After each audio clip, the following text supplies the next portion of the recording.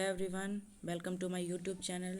आज हम डिस्कस करेंगे क्लास 10th के साइंस के सिलेबस के बारे में कि हमारा टर्म 1 में क्या आ रहा है और टर्म 2 में क्या आने वाला है। तो चलिए फटाफट हम डिस्कस कर लेते हैं।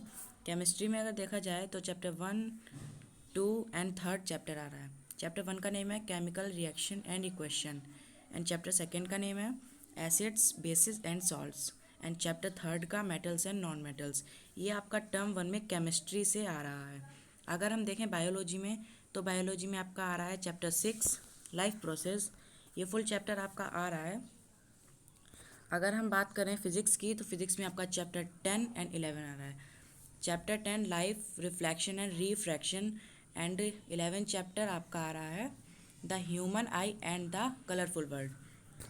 ये आपका टर्म 1 में आ रहा है साइंस में। और टर्म 2 की बात करें तो हमारा केमिस्ट्री में चैप्टर 4 एंड 5 आ रहा है। चैप्टर 4 का नेम है carbon and its compound and chapter 5 का नेम है पेरियोडिक क्लासिफिकेशन ऑफ एलिमेंट्स। अगर हम बात करें बायोलॉजी की तो बायोलॉजी में आपका चैप्टर 8 एंड 9 आ रहा है जो है हमारा how do organism reproduce. Chapter 8 का नेम है और चैप्टर 9 का नेम है हेरिडिटी एंड इवोल्यूशन। अगर हम बात करें हमारा फिजिक्स में तो फिजिक्स में हमारा चैप्टर 12 एंड 13 आ रहा है। चैप्टर 12 का नेम है इलेक्ट्रिसिटी एंड चैप्टर 13 का नेम है magnetic effects of electric current. ये आपका टर्म 2 में आ रहा है। और हमारा नेचुरल रिसोर्सेज में बात करें तो चैप्टर 15 आ रहा है आवर इन्वायरमेंट। तो ये हमारे जितने भी चैप्टर्स हैं ये हमारे टर्म 2 में आ रहे हैं। आप लोग देख सकते हैं स्क्रीन पर टर्म 1 और टर्म 2 का इसमें सिलेबस दिया गया है। अगर हम इसमें रिड्यूस सिलेबस की बात करें तो इसमें कुछ भी रिड्यूस नहीं हुआ है। चलिए पहले हम ये देख लेते हैं कि क्या क्या आने वाला है किस चैप्टर से। तो पहले टर्म 1 की बात करते हैं केमिस्ट्री के चैप्टर 1 से केमिकल रिएक्शन एंड इक्वेशंस। तो इसमें आ रहा है chemical equation, balanced chemical equation, implication of balanced chemical equation, types of chemical reactions, combination, decomposition, displacement, double displacement, precipitate, neutralization, oxidation and reduction. Chapter 2 में आ रहा है acids, bases and salts. Their definition in terms of furnishing of H plus and OH minus ions, general properties, examples and uses, concept of pH scale, definition relating to logarithm, not required, importance of pH in everyday life, preparation of uses in sodium hydroxide balancing, bleaching powder, baking soda, washing soda and plaster of Paris.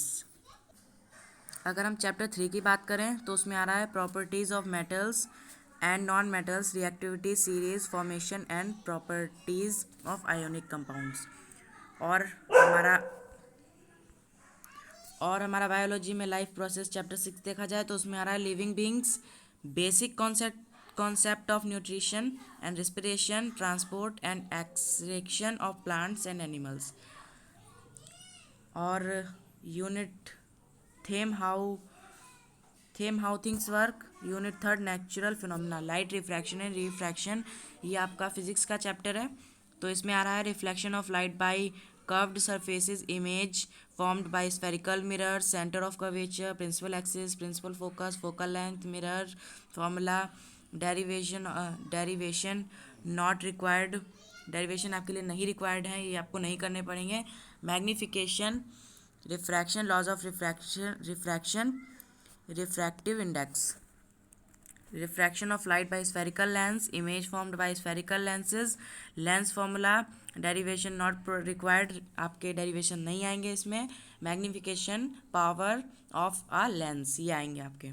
Chapter 11 में देखा जाए आपका physics का chapter 11 है human I and colourful world. तो इसमें आएगा आपका refraction of light through a prism, dispersion of light, scattering of light, applications in daily life।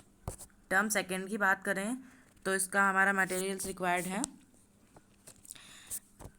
Unit 1 chemical substances, nature and behaviour, मतलब केमिस्ट्री का चैप्टर 4 एंड 5। चैप्टर 4 है carbon and its compound. तो carbon and its compounds में हमारा आ रहा है covalent bonding in carbon compounds and versatile nature of carbon homologous series. और चैप्टर 5 में आ रहा है periodic classification of elements, need for classification, early attempts at classification of elements, sorry, 1 second। तो हम लोग कहाँ पे थे? चैप्टर 5, हाँ। Need for classification, early attempts at classification of element, Dobereiner's triads, Newlands law of octaves, Mendeleev's periodic table, modern periodic table, gradation of properties, valency, atoms, number, metallic and non metallic properties। आपका life अगर हम उसमें बात करें biology में, तो उसमें हमारा चैप्टर 8 एंड 9 आ रहा है, how do organism reproduce. Chapter 8 का नेम है reproduction in animals and plants, asexual and sexual reproductive health need and methods of family planning, safe sex of HIV AIDS, child bearing and women's health।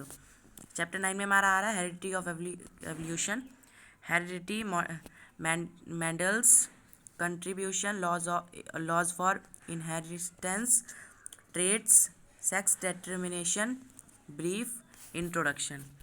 अगर हम यही बात करें natural phenomena मतलब physics की, तो फिजिक्स में हमारा आ रहा है चैप्टर 12 एंड 13। चैप्टर 12 का नेम है हमारा इलेक्ट्रिसिटी, जिसमें हमारा है Ohm's law, resistance, resistivity, factors on which the resistance of a conductor depend, series combination of resistors, parallel combination of resistors and its applications in daily life, heating effects of electric current and its application in daily life, electric power, interrelation between P V I and are.